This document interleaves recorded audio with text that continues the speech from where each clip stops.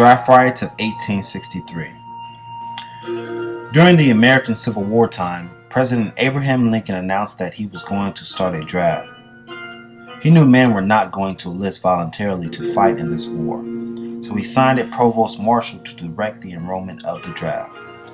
The provost marshal duty would be gathering information such as eligibility of men throughout New York who were 18 to 45 years of age. The cause of the riots was because the people believed that the draft and war would only benefit the blacks and the government. This draft, also known as the National Conscription Act, is signed into law in 1863 by President Abraham Lincoln. The only way drafted males could dodge this draft was to pay $300 or have a substitute in place of them. This infuriated the men and women in New York.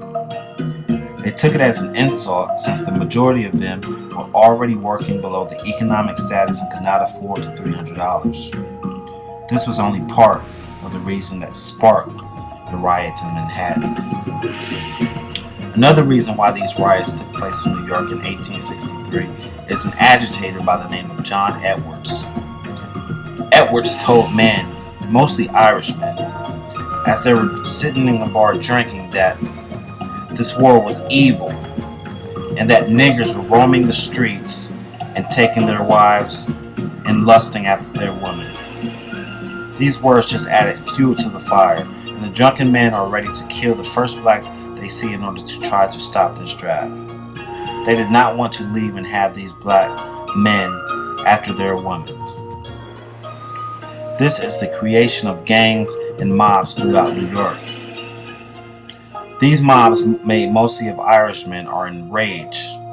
With the encouragement of Edwards, the gangs of Irishmen are ready to riot. They are ready to go after the provost of the draft, the police, and any blacks that got in their way. The first rounds of names pulled for the draft were of about 200 men. The eruption of New York began on Monday, July 13, 1863, and lasted 3 days. Day 1. Names are drawn. On the evening of Sunday, July 12th, working men and women met in the city streets and saloons and read the names drawn for the draft lottery. Growing angry, they discussed resisting or disrupting the draft. On Monday morning, workers from the railroads, machine shops, shipyards, and iron foundries marched up avenues. The groups stopped at Central Park, where leaders spoke out against the draft, and then proceeded to the provost marshal's office, where more names were to be drawn that day. Carrying "No Draft" signs, they cut telegraph wires and gathered weapons along the way. The crowds halted streetcars and attacked policemen, including Superintendent of Police John Kennedy. Each day brought more outrages as mobs moved through the city, attacking targets. Day 2. More attacks. On Tuesday morning, the riots resumed.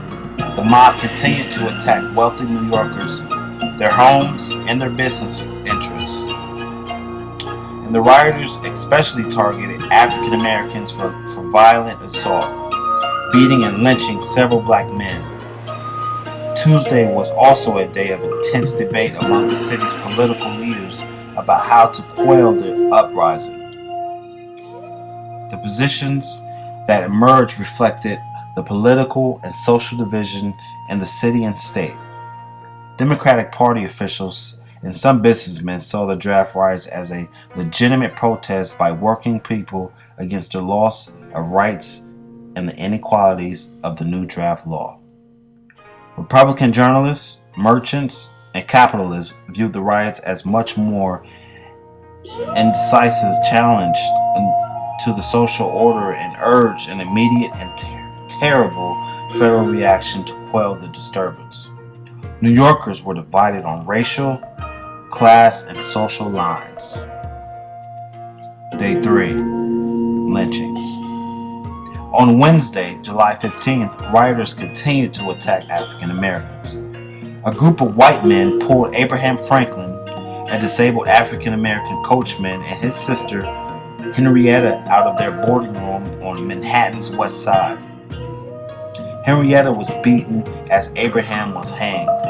The racial nature of the violence reached a grand scale when a mob attacked the Colored Orphans Asylum. The asylum's superintendent barricaded the doors while he and his staff rushed about 200 terrified children out of the back exits. Such continuing and vicious attacks on New York's black population, and New Yorkers friendly to them, showed that as long as rioting wrecked the city, African Americans would be targeted by the rioters. Day 4. Help from the military. On July 16th, the fourth and final day of the riots, a proclamation by Mayor George Opdyke appeared in all the newspapers. He urged all citizens to open their stores and factories and return to work. On Thursday evening, after clashing with rioters who had been looting fine homes in the neighborhood, federal troops encamped in Gramercy Park. Armed cadets from West Point arrived in the city to bolster their military presence. By midnight, the draft riots had ended, and the city began to pick up the pieces. Police and military sweeps of the slums after the riots collected almost 11,000 firearms and other mob weapons, as well as tens of thousands of dollars worth of stolen property. After introducing the act of conscription, violence in the city had reached new heights. This act had exceptions for the wealthy and influential called commutation fee. This fee would allow that individual to exclude himself from fighting. President Abraham Lincoln claimed this war was to preserve his union and not to protect slavery. This did not sit well with everyone, and later President Lincoln had to enforce a new method of drafting, freeing slaves to fight in the war. The Irish and the blacks were at odds because they were in competition in the job market for the same low-grade positions. The Irish refused to fight in a war that helped protect them. In turn, they terrorized black neighborhoods for 3 days straight, attacking black churches and orphanages, leaving damages costing over $1 million. The War Department had an assignment to make sure that men from all towns were fighting to preserve the city.